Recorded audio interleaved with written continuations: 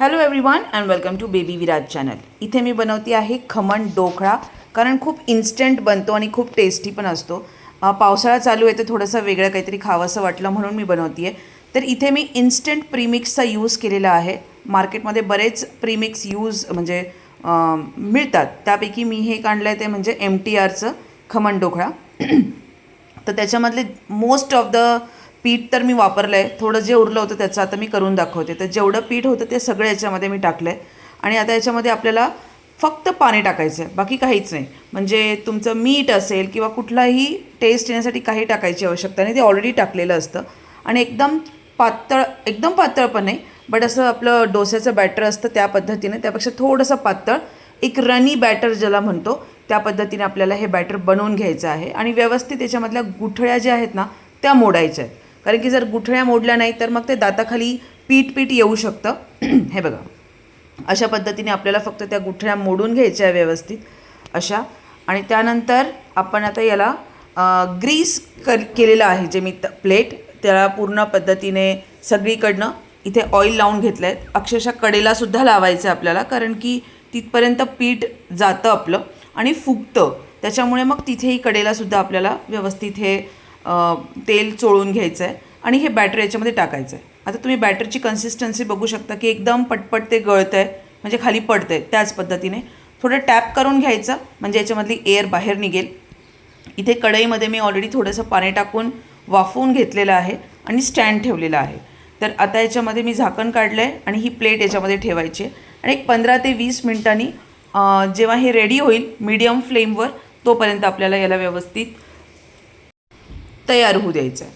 तर हे बघा, आता मी प्लेट पण ठेवून दिलेली आहे. आता याला झाकण ठेवूया आणि त्याच्यानंतर एक झालं की मग आपण चेक करूया. 15-20 मिनटं झाल्यानंतर आपण याच्यामधली प्लेट बाहेर काढूया आणि नंतर आपण चेक करूया. तुम्ही टूथपिक असेल किंवा चाकू असेल, चमचा असेल, कशानेही तुम्ही याला चेक करू शकतात.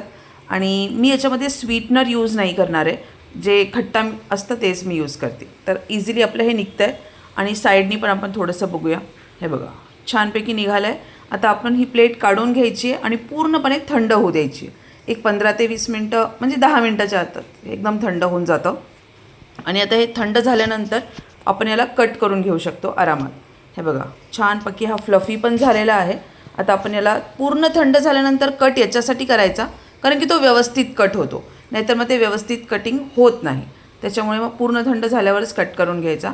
आणि नंतर आपण याच्यामध्ये तडका बनवूया. तर तडक्यासाठी मी इथे तेलचा वापर केलेला आहे. तेल व्यवस्थित गरम झालं पाहिजे, कारण की आपला तडका छान लागला पाहिजे. तडका चांगला असेल तर खमण ढोकळ्याला खूप चांगली टेस्ट येते. तर एकदम तेल कडकडीत गरम करून घ्यायचं आहे आणि त्याच्यामध्ये आपल्याला टाकायचं आहे मोहरी. तो मोहरी इन्स्टंट तुम्ही जेव्हा टाकाल ना तेव्हा ती खूप पटकन वरती येते, हे बघा, आणि ती खूप उडायला लागते. अशा वेळेस तुम्ही थोडंसं साईडला जरी घेतलं ना हे पॅन उचलून, तरी पण चालेल. अशा पद्धतीने ही मोहरी वरती येणं खूप गरजेचं आहे. पूर्ण मोहरीवरती आल्यानंतर आता याच्यामध्ये सगळं टाकून घेऊया. तुम्ही याला हवं असेल तर तुम्ही मिरचीचा पण वापर करू शकता, कारण की छान लागते.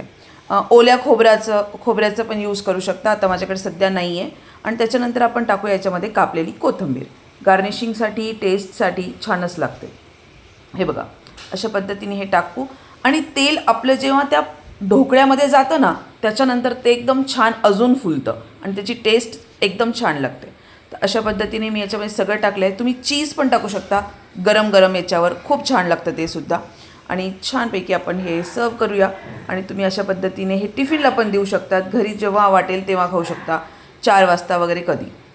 आता मला तळलेली मिरची खायला खूप आवडते, पण ढोकळा सगळेजण खाणारे, सगळ्यांना तिखट आवडत नाही.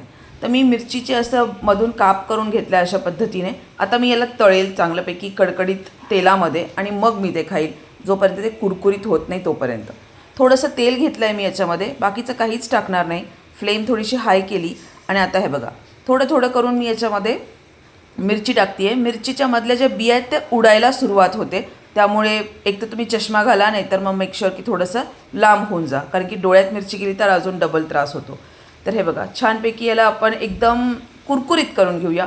तुम्ही थोडंसं तुम्हाला जशा पद्धतीने आवडेल त्या पद्धतीने. मला खूप कुरकुरीतवाली आवडते म्हणून ते मी करते. आणि मी सेपरेट करते, मी डायरेक्ट तेलामध्ये नाही टाकली. मोहरीच्या तेलामध्ये जर टाकलं असतं तर मग पूर्ण ढोकळा तिखट झाला असता. अशा प्रकारे आपला हा ढोकळा तयार आहे. त्याचबरोबर मी याच्यावर मिरची पण खाणार, तर ती अजून जास्त टेस्टी लागणार. तुमचा नाश्ता असेल, छोटा ब्रेकफास्ट असेल स्कूलमधला, तोही तुम्ही मुलांना देऊ शकता. हेल्दी पण आहे. आवडला व्हिडिओ तर लाईक शेअर सबस्क्राईब नक्की करा. Thanks for watching. Take care. Bye bye.